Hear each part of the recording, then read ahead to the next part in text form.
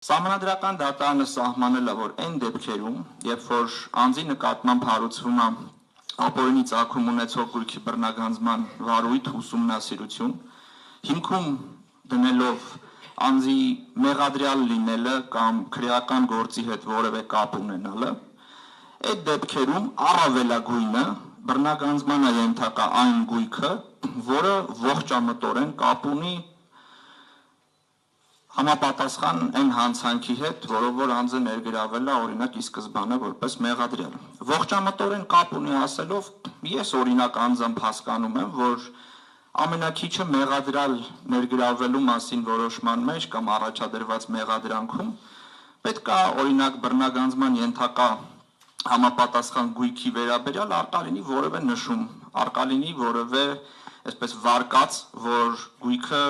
հանցավոր գործունեության արդյունքում ստացված գույքա կամ հանցավոր եկամուտներով ձեռք բերված գույքա։ Ավելին, սահմանադրական դատարանը սահմանել է, որ համապատասխան հանցանքը, որը թույլ է տալիս անձից գույք բռնագանձել, պետք է լինի այնպիսին, որ ողջամտորեն հնարավորություն օբյեկտիվ դիտորդի մոտ ստեղծի այն պատկերացումը, որ այդ հանցանքից հնարավոր էր համապատասխան չափով ապօրինի եկամուտ գեներացնել։ Այսինքն նայեք, օրինակ, եթե անձին մեղադրյալ են ներգրավել $300 կաշառք տալու համար, օրինակ, կամ թեկուզ ավելի մեծ չափով $1000-5000 կաշառք տալու համար, կաշառք տալը այնպիսի հանցագործություն չի, որից որ դու գումար ես ստանում, կաշառք տալը այնպիսի հանցագործություն է, ասենք շատ առերևույթ էլի, որից որ դու այդ գումարը կորցնում ես։ Հետևաբար, եթե օրինակ նման մարդու վերաբերյալ հարուցվում է ապօրինի ծագում ունեցող գույքի բռնագանձման վարույթ, դա նշանակում է, որ օրինակ հայցադիմունի մեջ որևէ կերպ պետք է հիմնավորված լինի, որ այդ կաշառքի արդյունքում դու ստացել ես որևէ առավելություն տրված կաշառքի արդյունքում, որն էլ ի վերջո քեզ հնարավորություն կամ եկամուտ է քո համար այնպիսի առաջացրել, որը քեզ թույլ է տվել ձեռք բերել այդ համապատասխան գույքը։ Երկրորդը, ուրեմն սահմանադրական դատարանը նաև խոսել է այն դեպքերի մասին, երբ որ ապօրինի ծագում ունեցող գույքի բռնագանձման վարույթը հարուցվում է ոչ թե քրեական գործի հետ փոխկապակցվածության հիմքով, այլ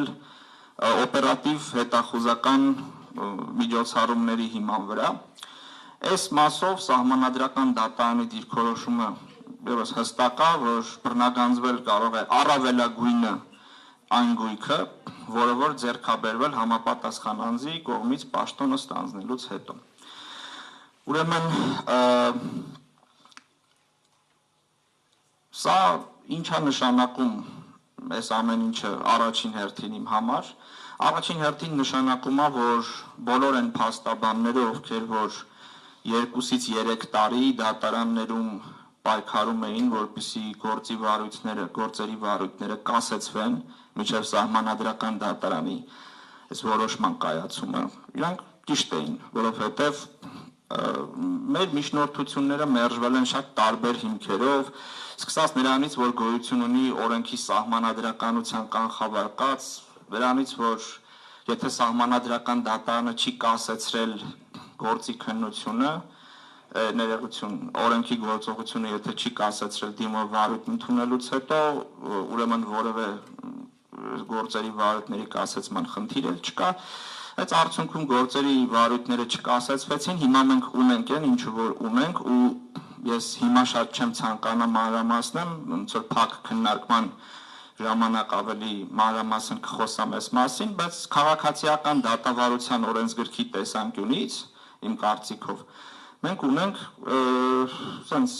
անլուծելի իրավիճակ, հիմա դատարանների առջև դրված է այնպիսի խնդիր, որոնք իրենք օրինաչափ ձևով, օրինական ձևով չեն կարողանալու լուծեն,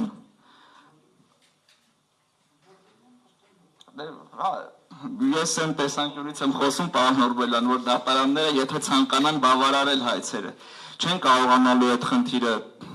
լուծեն, քանի որ ժամանակին մեր միջնորդությունները անտեսվել են։ Եվ երկրորդ շեշտադրումը, որ կցանկանայի անել ու դրանից հետո արդեն խոսքը կփոխանցեմ գործընկերներիս, դա նայա, որ էլի այս 2-3 տարիների ընթացքում մենք մշտապես բարձրացրել ենք այն հարցը, որ մարդու իրավունքների եվրոպական դատարանը ունի մի շարք վճիռներ, մասնավորապես Բուլղարիայի դեմ կայացված գործերով, որում շեշտվում էր, որ համապատասխան հանցագործության հետ անհրաժեշտ է կապ ապացուցել, շեշտվում էր, որ այդ հանցագործությունը պետք է լինի այնպիսին, որ եկամուտներ գեներացնելու օբյեկտիվ հնարավորություն տա համապատասխան անձին, կրկին մեզ երբևէ չեն լսել եւ ավելին ասեմ, այսօր գոյություն ունեն շատ երկար վերլուծություններ, որոշ դատական ակտերում արդեն կայացված, որում դատավորները հիմնավորել են, թե ինչու Բուլղարիայի հետ կապված միեդի գործերը կիրառելի չեն։